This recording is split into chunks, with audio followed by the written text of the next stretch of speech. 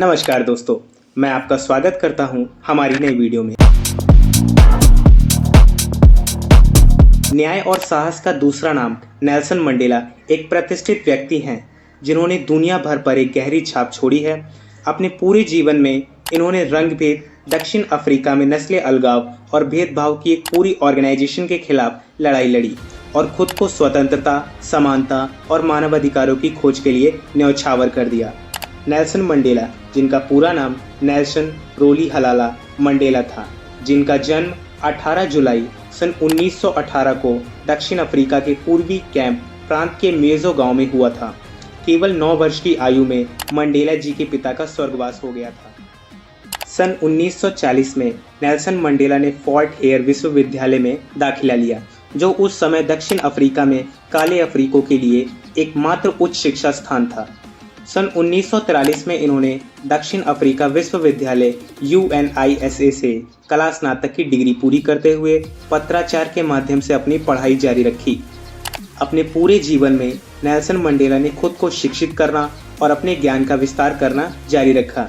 उन्होंने राजनीतिक दर्शन, अफ्रीकी इतिहास और न्याय के लिए वैश्विक आंदोलनों सहित विभिन्न स्रोतों से अंतर्दृष्टि प्राप्त करते हुए स्व अध्ययन और बड़े पैमानों पर ज्ञान अर्जित किया। ANC की रंगभेद विरोधी गतिविधियों में उनकी भागीदारी के कारण उनकी गिरफ्तारी हुई और सन 1963 में रिवोनिया ट्रायल में मुकदमा चला।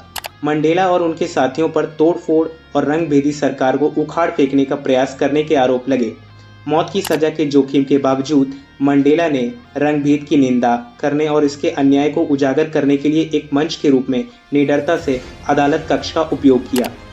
सन 1964 में नेल्सन मंडेला को आजीवन कारावास की सजा सुनाई गई और अधिकतम सुरक्षा वाली जेल रॉबिन द्वीप पर भेज दिया गया।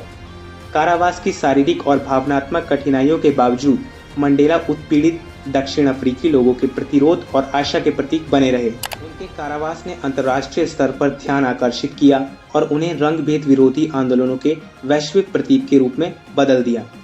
आखिरकार 1990 में 27 साल सलाखों के पीछे रहने के बाद नेल्सन मंडेला को रॉबिन द्वीप से रिहा कर दिया गया। जेल से उनके बाहर आने पर खुशी का माहौल था और यह दक्षिण अफ्रीका के इतिहास में एक महत्वपूर्ण मोड़ था।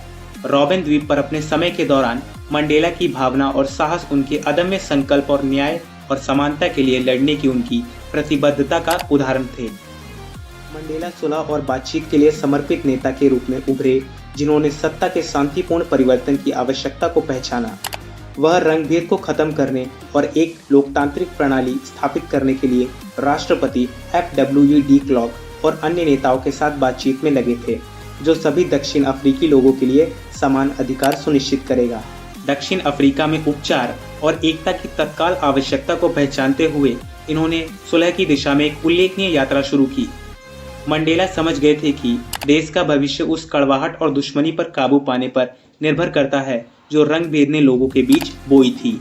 सुलह की दिशा में मंडेला के पहले कदमों में से एक रंगभेदी सरकार के साथ बातचीत में शामिल होना था। उन्होंने दक्षिण अफ्रीका में रंगभेद को खत्म करने और एक लोकतांत्रिक व्यवस्था की स्थापना के लिए हुई बातचीत में एक महत्वपूर्ण भूमिका निभाई।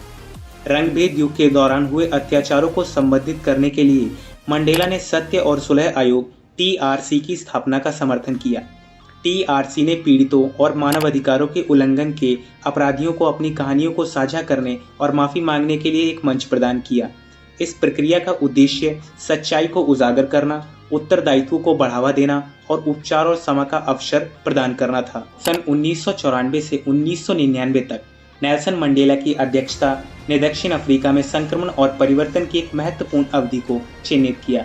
रंगभेद शासन के वर्षों के बाद पहले अश्वेत राष्ट्रपति के रूप में मंडेला का चुनाव रंगभेद विरोधी आंदोलन के लिए विजय का एक ऐतिहासिक क्षण था। नेल्सन मंडेला की विरासत दुनिया भर के नेताओं, कार्यकर्ताओं और व्यक्तियों को प्रेरित करती है।